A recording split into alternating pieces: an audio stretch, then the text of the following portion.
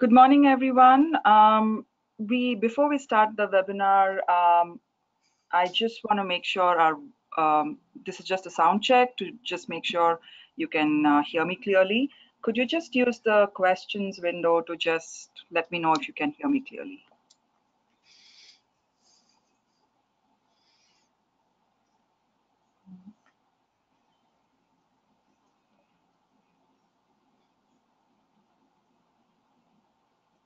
Okay, I'm receiving a few responses. So looks like everyone can hear me clearly.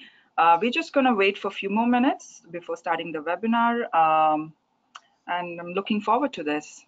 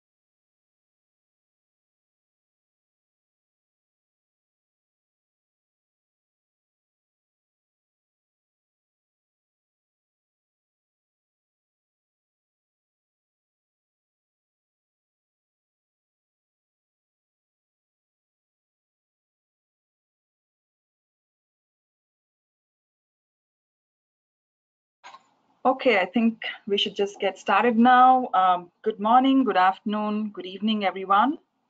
Welcome to Canada Infinite's next webinar on your first weeks in Canada, which is being delivered by our valued program partners, NextStop Canada.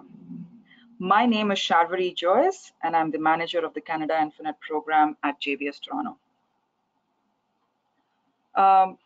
Before we get started, a few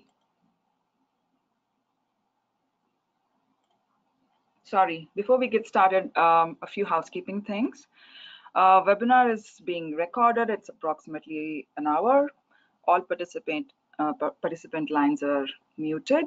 The Q&A session is at the end of the webinar, but please type your questions in the questions window, and I will collect it and we'll discuss this in the end of the webinar. A recording of this webinar will be posted on the blog soon, so please keep in touch with your employment specialist at Canada Infinite and you will get a copy of this webinar. Please take time to complete the post-webinar survey in the end, and we'll also send this by email. We'll really appreciate your feedback. I'm sure everyone is familiar with the Canada Infinite program by now, but here's a quick overview.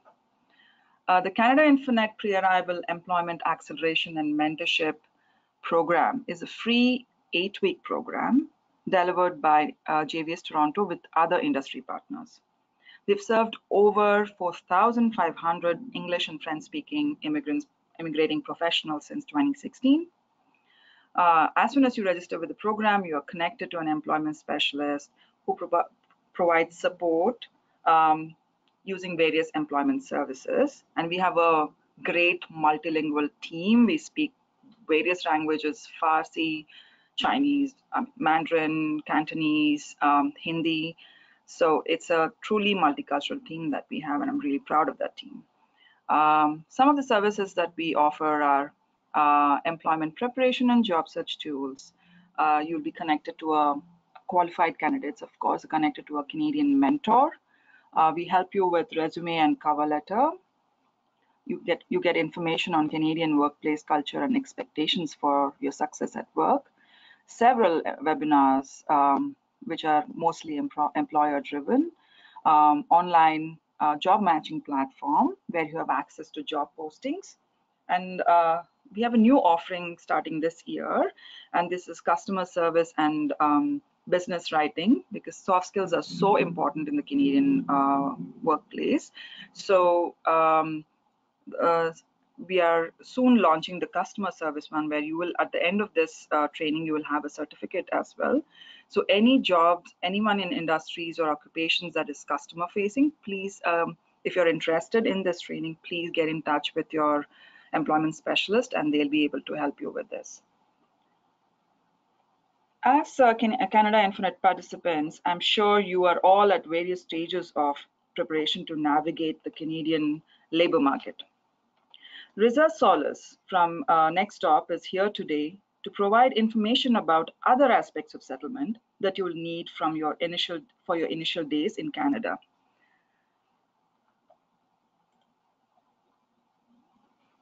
So Reza, if you're ready, I'm handing over the keyboard and mouse to you. So yes, I think, let me check if it works. Okay, yes, perfect. All right, thank you so much, Sharvari and Canada Infonet, for inviting me and to deliver this webinar, Your First Weeks in Canada. And it's, of course, delivered by YMCA of Greater Toronto's pre-arrival program, Next Stop Canada, which is also funded by Immigration, Refugees, and Citizenship Canada. So again, thank you so much for being here in this webinar.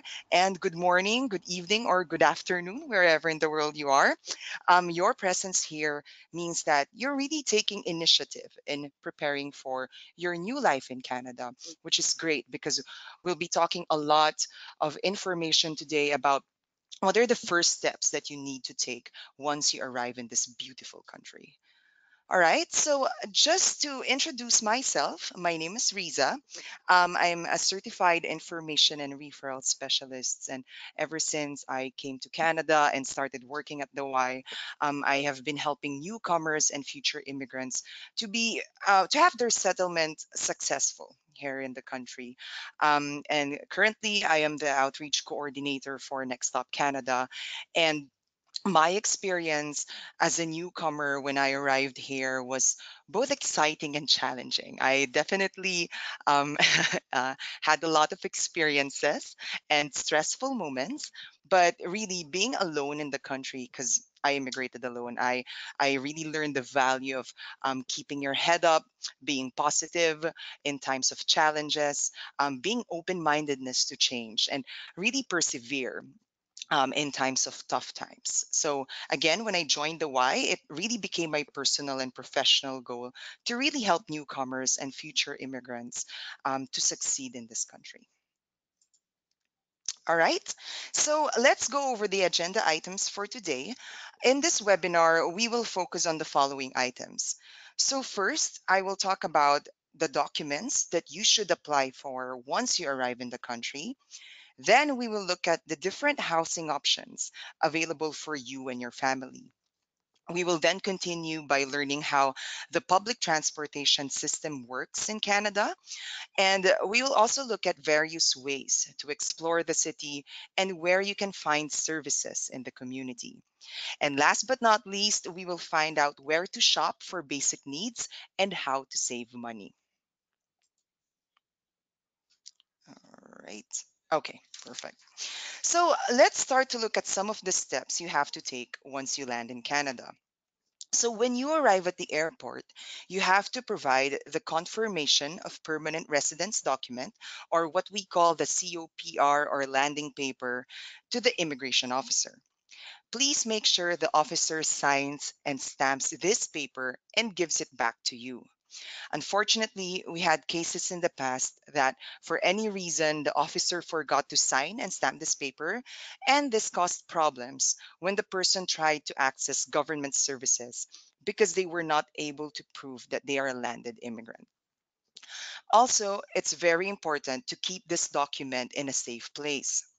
Please don't destroy this paper after you have received your permanent resident card.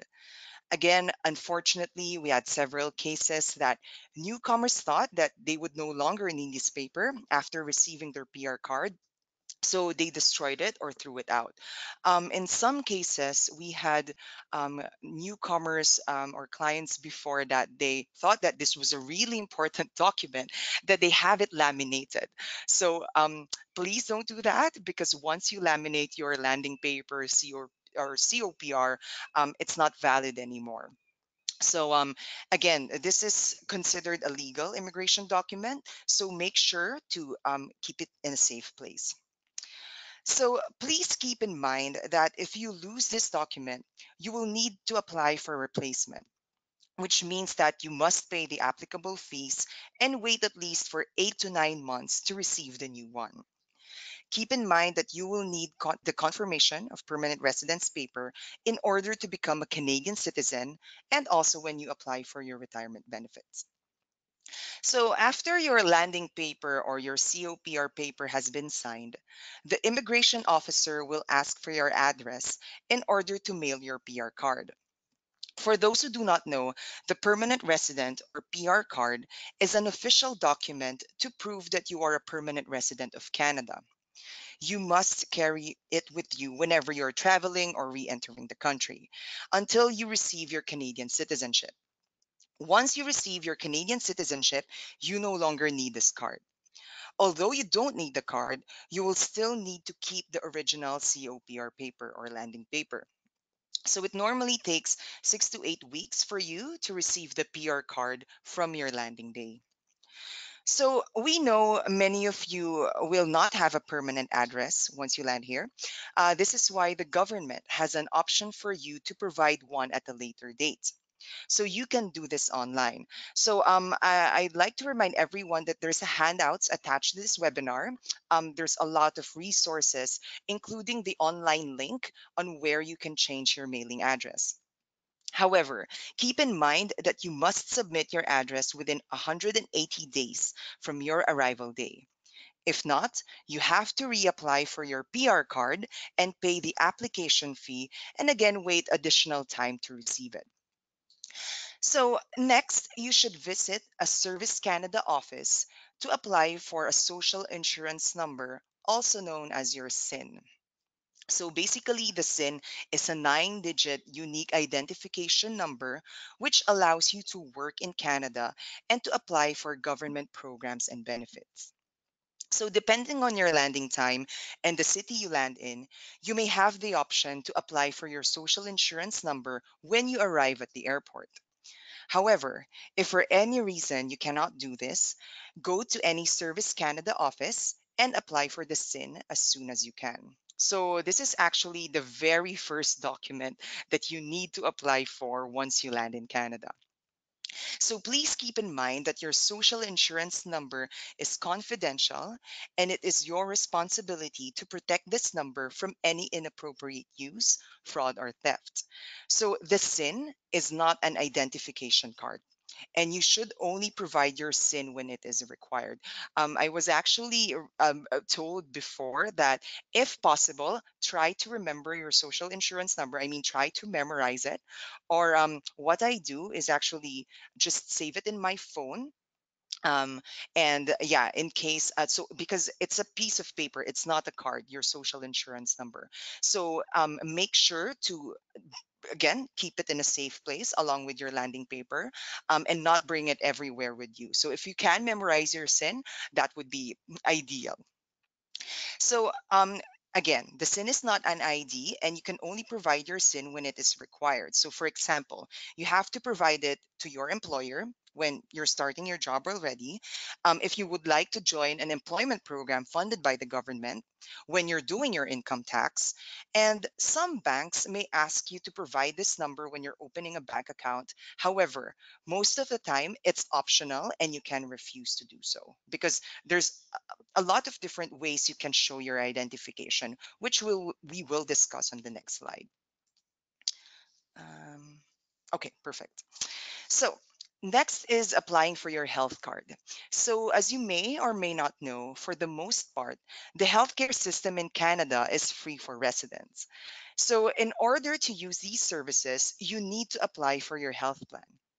So every province has a different name for their health insurance. So for example, here in Ontario, it is called the Ontario Health Insurance Plan, or OHIP. But in British Columbia, it's called the Medical Services Plan, or MSP. However, the coverage is almost the same. So you will be eligible to get your health card and have access to services 3 months after your landing date. However, you have to apply during your initial 3 months in Canada. During this 3 month waiting period, any cost that you incur at the medical facility is not covered by the province. That being said, please consider buying a private health insurance for you and your family. We had cases in the past where clients failed to buy a private health insurance and had to pay the total medical costs themselves. So, when you go to apply for your provincial health insurance, be sure to bring the necessary documents, which includes your proof of address and two pieces of identification, such as your passport or your landing paper or the COPR. So now let's talk about applying for a driver's license and ID card. So each province has its own system. However, all of them will ask you to provide similar documents, such as the letter of your driving history and your original driver's license from back home. So if you wish to get your driver's license more quickly, do not forget to bring these documents. So if these documents are not in English, you must get them translated here in Canada. Translated documents from other countries will not be accepted. So once you receive your driver's license, you can use this as your official ID. So if you do not want to apply for your driver's license and still need an ID card, it's fine. You may apply for a photo card.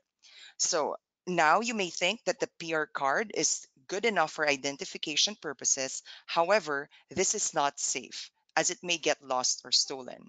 So that being said, it is a good idea to apply for the photo card instead.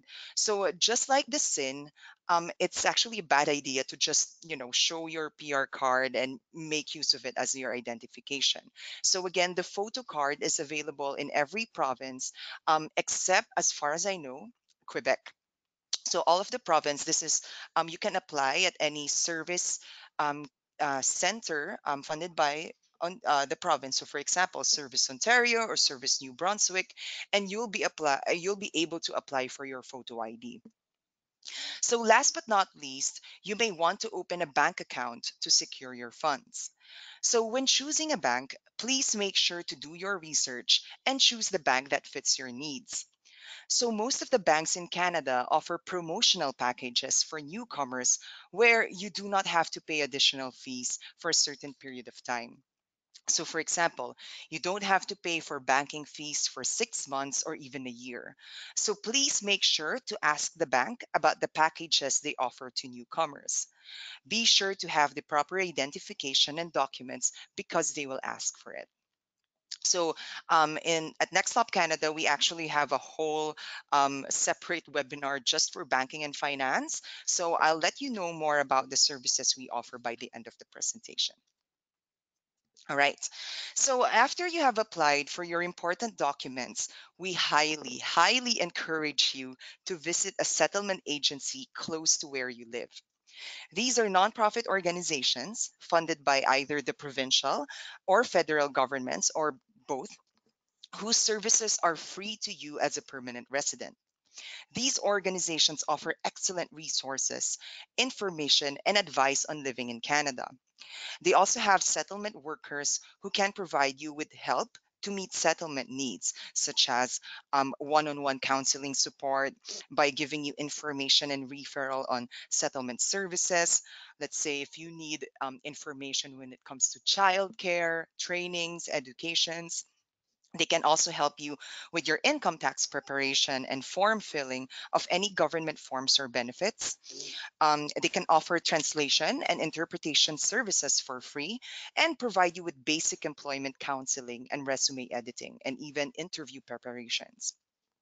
They also organize group activities, workshops, and orientation sessions, youth homework clubs, day trips to attractions. So, some settlement agencies, actually, most of them, also offer services for youth as well. So, if you're coming with your family, um, they have a lot of youth, and of course our newcomers programs to have a lot of youth related activities and resources for them, and not just only for adults. Oh, sorry, there you go. So now we're going to talk about finding a place to live. So before we get to that, we're going to discuss the different types of housing that you can find in Canada, as you can see from your screens. So, first, let's talk about the detached house. A detached house is not attached to any other house, and it's usually 1 or 2 stories high. So, a detached house is also called a single detached or a single family dwelling. So, a 1 story is called a bungalow. So, a semi detached house or a semi is attached to another similar house. So, the common wall is thick enough to prevent sound passing between the units. Semis can be either 1 or 2 stories and usually have yards in the back. So in other cities like Montreal, semis or semis are also called a duplex. So the last one in the screen is a townhouse. So the townhouse are several row of houses with common walls between each house. A townhouse is usually tall and narrow, and it's usually 2 or 3 stories high. All right, there you go. So the next one it's actually one of the most common rentals as well as in Canada is the apartment. So each unit is rented out and you pay rent to an individual or company. Units can be a bachelor type to 3 bedrooms. It can also be furnished or unfurnished. Most of these apartments have a common laundry room for the entire building. Most apartment buildings have a centralized heating system. So some apartments provide a cooling system and some don't. So you have the option to buy and install portable air conditioning. So a condominium is more luxurious and fancier than apartment buildings.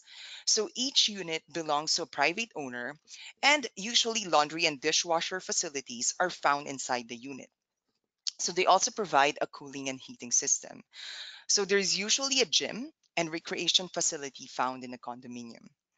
So these are just some of the typical accommodations in Canada, but there are a lot more, such as basement apartments, rooming house, etc.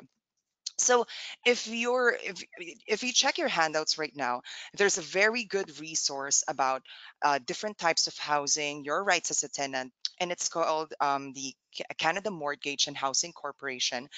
It's a resource. There's a resource portal just for newcomers to really know how the housing works for newcomer immigrants here in Canada. So it's a really good way to familiarize yourself even before you arrive here. All right.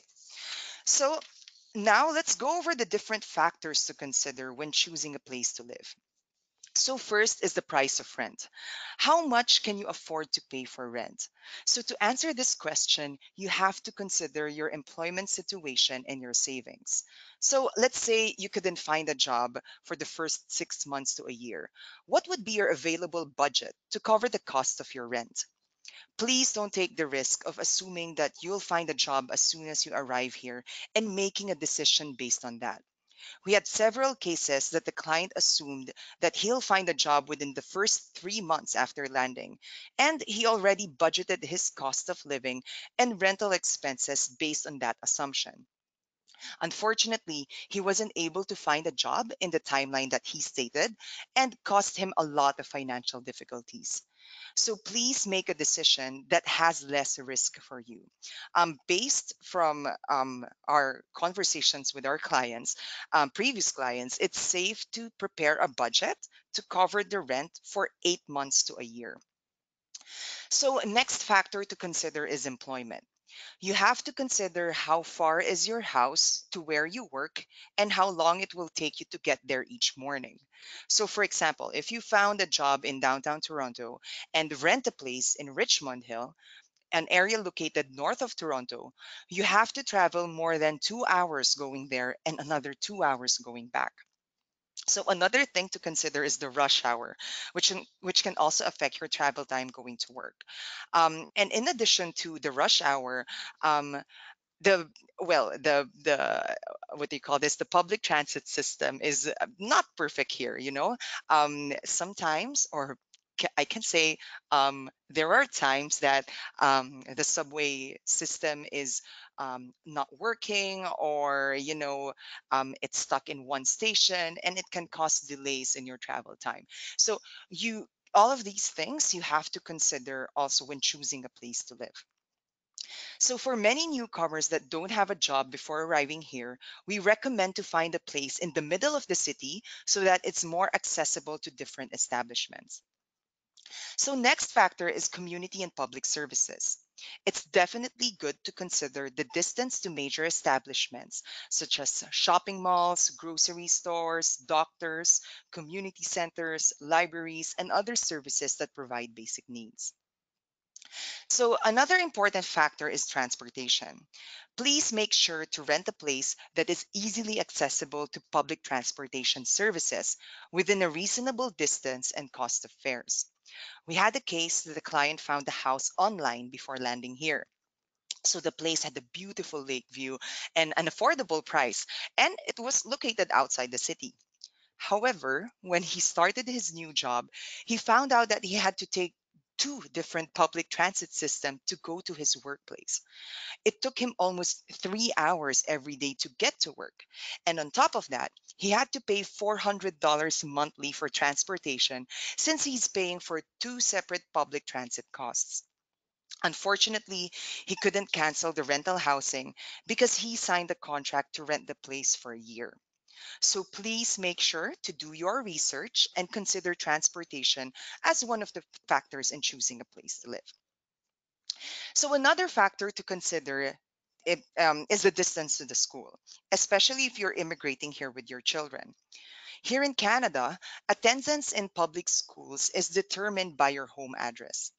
Each school has a boundary associated with it, known as your zone or catchment area, and students attend the school in your geographical area.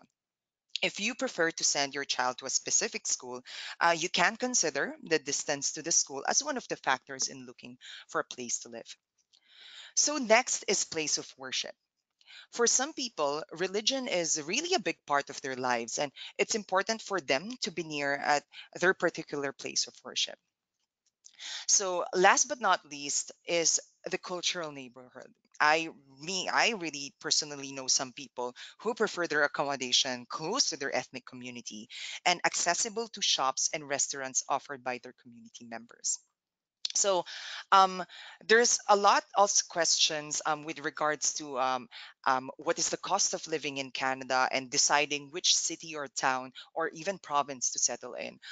It's not in the slides, but in your handouts, it's included that as well. There are two links that I have included there that you can compare the cost of living. So first is from the Canadian magazine. Link. If you go to that website, you'll be able to see the cost of living in all major cities and provinces here in Canada. They can also give you information about, um, um, yeah, like the monthly rent, what to expect, the average housing cost. And the other link is more specific to Ontario because I know most of you are going to Ontario. So there's a website there from settlement.org that you can refer to when it comes to looking at different cost of living in different cities and towns here in the province. All right, so let me. Okay, sorry. Okay, there you go. So, there are many ways to look for these types of housing. So, before arriving in Canada, you can search at different rental websites, newspapers, and magazines, or ask your family members and friends living in Canada. So again, if you've looked in your handouts right now, there's a list of rental websites that we've compiled for you that you can check to start with your house hunting. Um, you can also look into availing a short-term accommodation, which doesn't require any documents. And once they have arrived and settled in their place, you can avail the services of a settlement agency to help you look for a long-term housing. And if you really need help when it comes to looking for the perfect resource or the right, we can refer you to organizations that can help you with housing. Please feel free to also sign up with our program.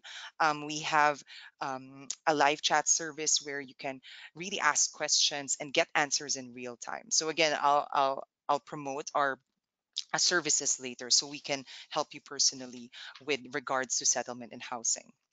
So once you arrive, some landlords also place their ads in community boards and grocery stores. You can also ask a real estate agent to look for an accommodation for you. So please take note that hiring a real estate agent is free of charge. So there's a common misconception that newcomers or clients have to pay a real estate agent, but no, it's free. A real estate agent will help you look for an accommodation based on your budget, your type of house, and preferred location. They will charge the owner of the property when you decide to rent or buy it. So make sure to take advantage of these services. If you're interested in availing a rental apartment, there are some specific websites and magazines that you can check to look for this type of housing. You can actually also go to directly to the property manager of the building to ask for available units and prices. So, again, for more information, please read our handouts and check for the list of websites for rental apartments. So, I know most of you are feeling worried about not finding a place to live when you arrive in Canada. Based from the experiences of our clients, it's really a trial and error method, and it really depends on the requirements set by the landlord or owner. Remember, there are government supports available for new immigrants and housing laws protecting tenants when looking for a place to live. So, one strategy that newcomers take is again availing a short term or temporary accommodation, which doesn't require documents. So, short term means availing an Airbnb. Um, also considering motels and hotels. And once they have arrived and settled, they avail the services of a settlement agency here in Canada to help them look for long term housing. All right. So, When you're looking for a place to live, make sure to be prepared before meeting the landlord or owner of the property. It is advisable to have a list of questions to help you check the things that you need to look out for in renting a place. So, as you can see from your screens, these are just some of the questions that you can ask to the landlord or owner. So, for example, are utilities such as heating, electricity, and water included in the rent? Are other services such as television cable, internet, and home phone also included in the rent? What type of lease is required? Is it for 1 year or just 6 months or a short term contract? And can you make any changes, such as painting the walls to the place you're renting? When you ask these questions, you'll be able to make an informed decision when choosing an accommodation, and you can avoid future conflicts and challenges with the landlord or owner. We had a case before that the tenant changed the color of the walls without asking the landlord. When his contract was finished, the landlord asked him to change the color back to the original one. The tenant spent almost $2,000 to have the walls repainted again. So again, it's really best to always prepare. Make a list of questions. You can just Google search like typical questions to ask the landlord in looking for a place to live, and you'll find a more comprehensive list of questions to ask. And it really depends on your needs. So, for example, if you want to own a pet, that's one of the things that you can ask the landlord as well. All right. So, depending on the country where you came from, the policies about renting or the roles of the landlord can be totally different from Canada. So, for example, in some countries, it's fine by law for a landlord to ask your ethnic background or religion to a potential tenant. However, here in Canada, it is illegal for a landlord to ask that question. So, you can find more questions on your screens that landlords are not supposed to ask. That's why it's better to be fully prepared before coming to Canada so that other people won't take advantage of you. Do some research and know your rights and responsibilities as a tenant before moving here. So we have included that in the handouts. So again, knowledge is key. Having this kind of information is key. But again, I've mentioned a while ago, there are housing laws to protect you as well. But it's really best to do your research, know your rights, so other people won't take advantage. All right. Now, after you found a place that you would like to rent out, the landlord will ask you to provide documents in order to confirm your eligibility. Found in your screens are the list of documents that the landlord will most likely request from you.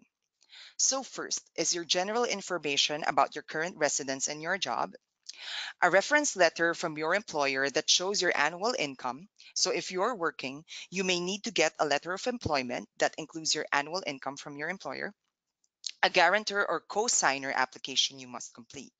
So, usually a landlord would ask for your credit report or a credit check. So, a credit check is a tool that most landlords use to assess your credit worthiness. So, for instance, they will use this to assess if you can afford to pay the rent and if you will be able to pay on time. Usually, you have to provide a copy of your credit report to your landlord. But most newcomers don't have any credit history upon arrival. So the landlord may ask you to provide a guarantor or a co-signer. So a guarantor is someone who agrees to pay your rent in case you cannot or in case you leave the city or country. In the case of a newcomer, this can either be a family member or a friend. So another document that a landlord can ask for is the bank account balance in the form of a receipt to show that you have enough funds to pay rent for a few months, and references from friends or a former landlord who can confirm that you would be a good tenant. So around 2 to 3 references would be enough. All right. So now let's move on to the next topic, which is transportation. So all cities and major towns in Canada have a public transportation system with one or more modes of transportation. So routes generally reach most parts of a city or town, but service is usually more frequent in central areas. So, for example, Toronto, Vancouver, Ottawa. If you plan to use public transportation to move around every day, you should research transportation options before deciding where you live. So the bus is the most common form of urban transportation in Canada. And in addition to bus networks, some cities have streetcars. Sometimes we call it trams, but here in Toronto we call it streetcars, light rail trains, or subways. So in most cases, you can easily transfer from one mode of transportation to the other. So in your screens, you can see this is an example of a street car. The one under the Toronto Transit Commission. I'm assuming the one in the Calgary Transit is their subway. I haven't been to Calgary, but I want to go there. All right. Wait.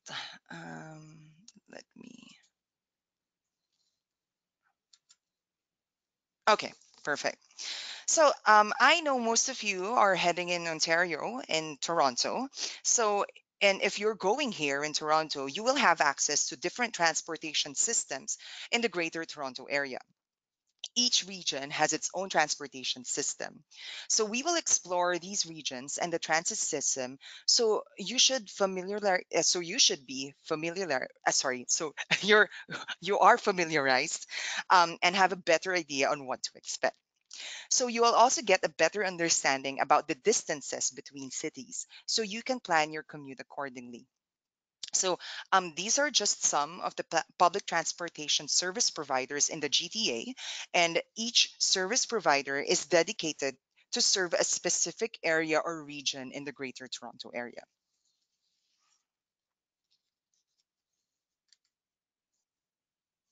Okay, sorry, let me switch the screen. Okay, there we go. So as you can see, the distances in between cities are quite large, and for that reason, the Greater Toronto area has different transit providers covering a designated area. Each service provider has their own set of unique services. So some have frequent services, while others do not come as frequent. Some services come at a specific time and are scheduled, which means they may travel longer distances. A good thing to check is the website of a particular transportation system provider, or download a mobile app which shows you when the bus will come. Please keep in mind that these are not 100% accurate and reliable, so it's best to leave your house 5 to 10 minutes earlier than indicated on the app so you don't miss the bus. One employment tip that I always share to newcomers is that, let's say you're going to a job interview. um, Please give time to really plan out your commute going to the place where you'll have your interview. If you can, um, 1 day or 2 days before your interview, just practice going there. Just practice taking the commute, because again, you you can't fully trust the schedule, or you can't fully rely on the schedule, because some trains or buses are delayed, and it's not only here in Toronto but in other areas as well. So make sure to take that into consideration, especially if it's your first day of job or your job interview in Canada. So the fare you pay also depends on which region you live in, and in some cases, the distance you travel. So for this reason, again, it's important to plan your trip ahead of time. So a very good app is the Google Maps, which can help you plan your trip and give you directions as to which bus you should take and what time. If you decide to use Google Maps, make sure you have a starting address and a destination address. Google Maps also has an option to download the map you need so you can navigate offline. So again, this is free of cost to all users. So if you haven't downloaded Google Maps yet, download it now. It's a great tool. When I was a newcomer here, it was my best friend. I was using Google Maps a lot to really explore the area, and it shows you also the bus schedules. It also show you the routes as well. So it's a great tool for newcomers too. Okay, sorry. I guess there's a little bit of lag when changing the screen. Um, okay, perfect. So, these are examples of methods of payment in using a public transit. As we mentioned earlier, if you want to know more about the transportation system in your city, please visit the specific website. So, when taking the public transit, you can pay through many different ways. So, you can pay by cash, you can pay by tokens. So as found in your upper right hand of the screen, you have a daily pass or a day pass where it's sort of like a card where you show it to either the bus driver, um, and then it's good for 1 day. Your monthly metro pass, and I'm not sure with other cities and provinces, but here in Toronto, we don't use it anymore because now we have the Presto card. So as you can see from your screens, so a Presto card is a card where you just tap um, inside, let's say, a subway or a bus, and then you can load a certain amount to your card, to your Presto card, and you can easily yeah, adjust your um like your budget when it comes to commuting. As for me personally, myself, because I don't drive here, it's convenient for me to take the train and commute every day going to work. So I you can actually load your monthly pass. So TTC, or Toronto Transit Commission, offers that. You can load it in your Presto card, and they have packages too where you pay annually, so you don't have to pay every month for it. And it has a certain discount attached to it. So there's actually a lot of ways where you can pay your transportation in Canada. But again, it really depends per city. So I advise you to go, you can just do a Google search like public transit system, let's say Ottawa or Quebec, and you'll there's a specific website to it, and you'll find schedules, fares, where to buy tickets, and more. So always check with the public transit staff if you're unsure of how much you need to pay for your fare, or if you have any questions on how to use any of the fare systems. So don't worry, when you get here, there's usually a staff in the public transit. And if you're lost or if you don't know where to buy your tickets, you can definitely ask the staff in the station. Again, you can purchase any of the fares at any subway station and authorized fare sellers. So, for example, here in Toronto, convenience stores, we can actually buy the tickets from there. So, here in Toronto, it's important for you to be aware that when you board the TTC, you should ask for a transfer. Transfers are your proof of payment. They are free and can be used at transfer points on the day. It is issued for a one-way continuous trip.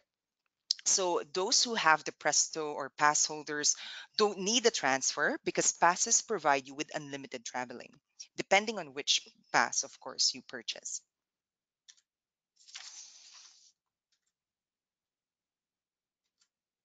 Okay, sorry, I'm trying to click the slide. Um, okay, perfect. So now we're going to talk about public transportation etiquette. And I've actually included this slide. The reason being is that many newcomers also have different commuting uh, what do you call this, tactics or strategies in your home countries, and it's so different here in Canada. So for example, first is really be courteous and respectful of others around you. So for example, maintain an appropriate noise level when taking a call or making a phone call. So if all seats are taken, it is respectful and courteous to give up your seat for an elderly or disabled person, or to a pregnant woman or an adult with small children. So there are actually designated seats in a bus, in a subway station, in a streetcar for them. So if you've encountered someone who just rode the train and you're sitting in a blue seat, give it's very respectful to give it to them. So when boarding a bus, train, or streetcar, you will be asked to go as far back as possible, especially if it's crowded. And hold on so you don't have to fall when you don't fall when moving. So if you're carrying a backpack or large shoulder bag in a crowded public transit vehicle, keep them close to you, preferably at your feet, to avoid hitting people with it as you walk by. Okay, trying to the slide. Uh, okay, sorry, I couldn't. Okay, there we go. All right. So, Sorry, Riza, it's my bad because I'm responding to people and I think mouse control is shifting back and forth. So you might have to click a couple of times. all right, no worries. All All right. right. Thanks, Sharvari. All right. So, this is actually the two photos there are what a train looks like here in Toronto, and the lower photo is what it looks like inside the bus here. So, again, when getting on a vehicle or elevator, let passengers vacate it before you get on. So, make sure to give way for them to go out first and then you can come inside. Even riding an escalator. So, make sure to always stay on your right hand so that on the left side they'll be able to pass through. So avoid pushing or touching others in order to make room for yourself. Sometimes public transit can become very crowded, but it's so important to keep calm and give others appropriate personal space. Here in Canada, they really value personal space. And I know when it's crowded inside a train, you can't avoid that, but as much as you can, be mindful of your personal space. Again, Canada is a very clean country and trash bins are everywhere, so don't leave behind trash on vehicles. And last but not least, have your proof of payment accessible in case you are asked to show it. I'm not sure with other cities, but here in Toronto, there are spot checks. So if you got a transfer, make sure to keep it. Don't lose it. Yeah, on your method of payment because again, um, uh, there are spot checks or random checks in the public transit stations here. Okay, perfect. So now let's move on to the community services available for you. So first, let's talk about 911 because 911 is, I'm not sure in other countries, but here 911 is big in North America. So in case of all fire, police, or medical emergencies, call 911 to contact help. All phone calls to 911 are free, including calls made by payphone or cell phone. Please note that calls must be of an urgent nature, such as if you've witnessed a crime, if you've seen an uncontrolled fire, if help is immediately required, if someone is trapped, drowning, or taken a serious fall, if someone catastrophic has occurred that could endanger human life. Let's say you've witnessed a landslide, a flooding, or again a fire, but do not do not call 911 to obtain information, to make a complaint, to report a power outage, or for highway or weather information. The police will respond and you will be fined for abusing emergency services. So again, 911 is only for emergency services. But when you call 911, always remember to stay calm and give clear information about the emergency situation. If you don't know how to speak English, just let the operator know what language you speak. So, for example, when you pick up the phone, just say French, Farsi, or Mandarin, or whatever language you needed, and the agent will contact a translator right away. All right.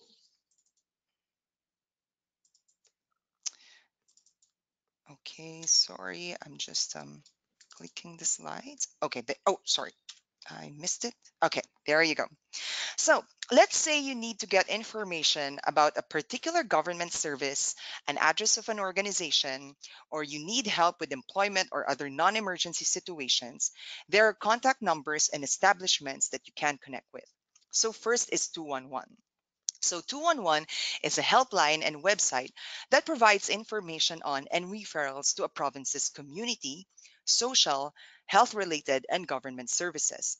So it's available 24 hours a day, 7 days a week in over 100 languages. So you don't have to worry if your English or French is not that great, they're multilingual.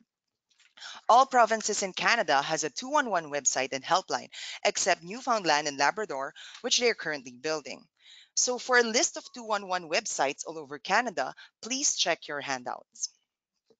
So next is 311. 311 are what we call the city information hotlines.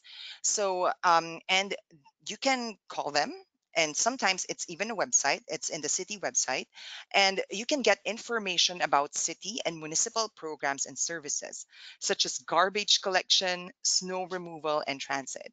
Honestly, at the beginning, when I moved to Canada, I never thought that I would use 311.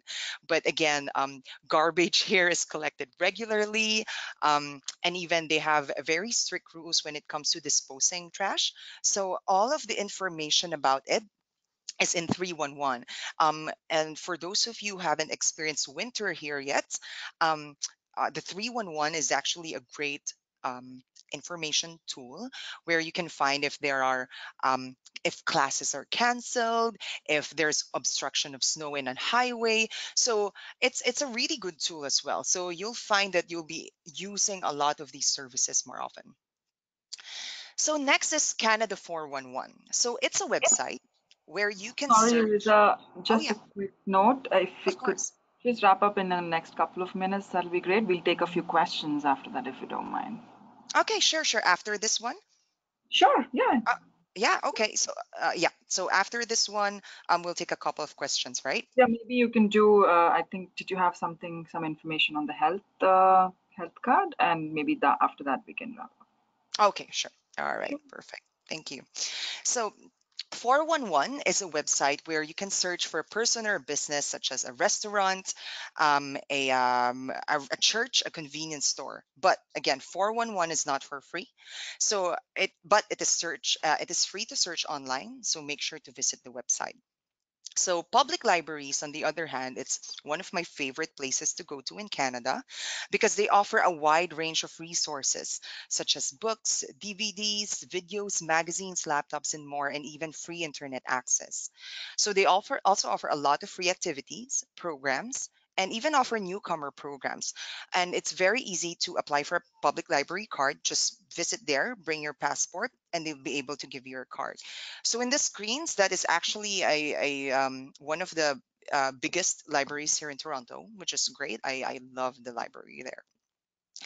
Lastly, are community centers. So, community centers are places where you and your family can have recreational activities, exercise, learn new skills, and meet new friends. So, they offer a wide range of facilities like swimming pools, gyms, skating rinks, weight rooms, and meeting rooms. So, they also offer a lot of programs for different interests and age groups. So if you're looking for a library or community center within your city, you can either call 211 or 311. So we actually have a couple more slides, Charvari. Would you want me to finish it or would you want me to answer questions now? Okay, so I guess I shall continue, but I'll make this quick. Or what do you Sorry, think? I had muted. We could do the one on health card. I think you had some, I think a lot of questions are coming in terms of health. Okay. All right, sure. What's the question for the health card? So just want to know when to get the health card and when will the coverage start? Okay, so the coverage will start after 3 months so after you applied, the coverage will start after 3 months. That's why we highly encourage newcomers to avail the health insurance, a private health insurance, to cover for your 3 months waiting period. In your handouts, there's a link there where you can find a list of all private health insurance that you can avail, and one tip is to get the traveler's package because you're only going to use the private health insurance for only 3 months. So that's a cheaper option. That's an affordable option as well. And so that you don't have the stress of not being covered by your government health insurance yet while waiting for. Okay, so that's my answer to that. Um, Should we do questions or is there any other important slide that you wanted to go over? Otherwise, I yes, can do actually, questions. there are two more. I'll try to make this quick and then we Sure, can ask more go ahead. questions. Yeah. All right. And I don't mind actually, extending a little bit just to answer questions. But if, yeah, our clients doesn't mind as well, that it's fine too. Sure. Okay. All right. So, next is shopping and basic needs. So, actually, when I arrived in Canada, one of my concerns was to save money because I was relying on my savings when I arrived here. So, there are really some ways, and Canadians are very big on saving money. So, these are just some of the ways that you can save money as a newcomer in Canada. So, for example, flyers. Most big stores and supermarkets have weekly flyers where they feature items on sale for the week. So, it can either be food, products, electronics, or furniture. So, for example, I want to buy coffee, and today uh, the cost is $12. But if you have, again, if you saw the flyer like after a couple of days or next week, you'll be able to see that it's 50% off. So I usually wait for that before buying in the full price. So, one useful tip, and you can see from your screens, there's an app called Flip, Flipp. You can visit the website, download the app, because Flip, you can search for flyer deals by item, brand, or category to quickly find the best deals on your weekly essentials and make saving money super easy for you. So next is price matching. So price matching is a practice where a store agrees to match a lower advertised price from a rival store and sells you the same product for the lower price. So for example, if I let's say bought milk from a grocery store and I found out from a flyer that another store is selling the same brand and type of milk at a cheaper price, I can show the flyer to that store where I bought the milk and they will match the price for me. However, please take note that not all stores in Canada have a price match policy, so please make sure to check with the store first. All right. Next are in-store discounts. So another way to save money is again look for store discounts. When you go inside a store, make sure to look for the clearance section, which is normally located at the very back. So these items are going or already out of season or most likely discontinued, and you can buy them at a very low prices. I personally shop at the clearance section because it's really cheap and yeah, some of the styles are really good too. So coupons are also big here in Canada. It's a voucher offering discount on a particular product or service. So you can find it in flyers, newspapers, magazines, and some websites here in Canada. So if you like shopping, then you'll enjoy the special sales days because there are two major days designated for discounted sales. So the first one is the Black Friday, which happens in October, and the other one is Boxing Day, which happens in December 26th. And it's actually considered a statutory holiday in Canada. So there's no work during that day. During these days, almost every store has big discounts, and you will be able to find amazing deals. So, a lot of people take advantage of these days to buy their necessities. And lastly, dollar stores. So, a lot of dollar stores are found all over Canada where you can buy items worth $1 to $4. I personally find a lot of useful things from these stores. So, they carry a lot of items like food products, kitchen supplies, art materials, toys, and more. So now we're moving on to our last slide. And oh, sorry, there you go. I'll go back to the previous slide there. And it's about getting a phone in Canada. So, a lot of newcomers, including myself, looked for a phone as soon as I arrived here. So, there are a lot of mobile phone companies that offer different mobile plans and prices. So, make sure to do your research first. So, on your screens, you can find a website called planhub.ca where you can compare plans from different mobile service providers. So, are you the type of person who uses more internet or frequently make long distance calls? So, based on the usage of your phones, you can look for a mobile plan that suits your needs. So, please take note that some plans require you to sign a 2 or 3 year contract with them. So, before signing anything, be sure to read all of the terms and conditions in the contract. So it's the same thing as getting a cable subscription, internet, and home phone services. Ask about their promotion for first time users, like newcomers to Canada. So again, ask the necessary questions, like you usually sign a contract with them, like how long is the contract for and how much does it cost to cancel the subscription. So, on the other hand, a lot of you would still want to be updated with current events back in their home countries, and they can have access it through TV channels provided by ethnic communities.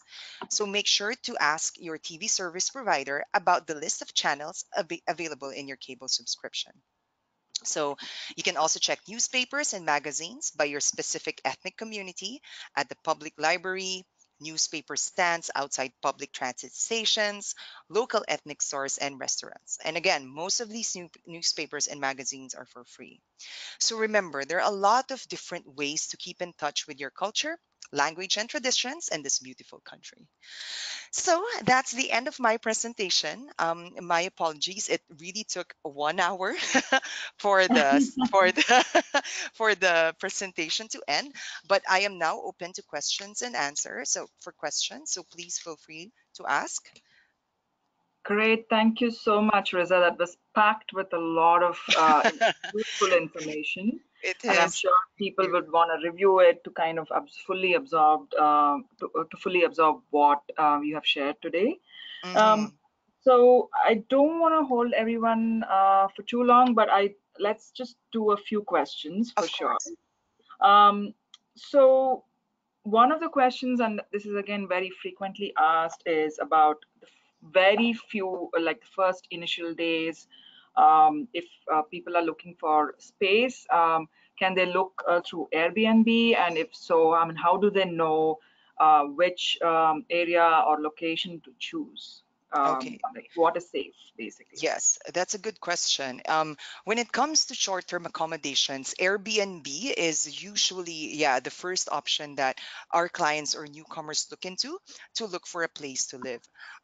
When it comes to choosing the best area for you to live in and to check the neighborhood, um, uh, it depends. Here in Toronto, there's a website called Canada Neighborhood. I'm going to send the link to you like after this, where you can check the neighborhood, and you can also check the safety and security of a place by actually visiting the website of the city or town that you're going to. Usually, they have reports on, let's say, how the area is safe and secure.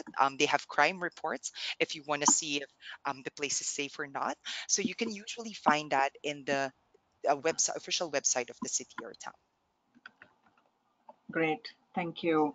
Yeah. Another question was on the health card. Do you know if when people do soft landing, that is, when they come here only for a couple of weeks or a few months, they are able to Mhm. apply for their health card? No, I suggest there's certain eligibility as well on the number of days that you should be here. It depends per province, so I can't really answer that specifically. However, please make sure if you go to the handouts, we have listed all of the links to the provincial health information, and you'll be looking at the eligibility.